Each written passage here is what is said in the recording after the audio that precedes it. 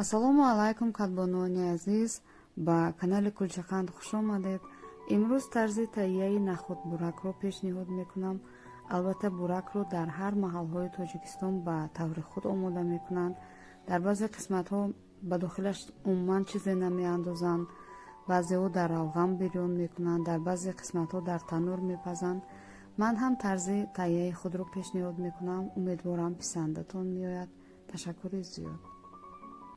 тарзи таҳияи хамир: 1 дона тухм, 1 қошуқча намак, 1 қошуқ шакар, ҳамаро хуб омехта карда 1 паймона шири гарм илова мекунем ва ба он 1 бастаи мояи нармкунӣ илова мекунем, 3 паймона орд ва баъдан хуб омехта карда ба он ним пиёла равған мерезем ва хамири мо бояд на сахт бошад ва на молоим, ба даст начаспад.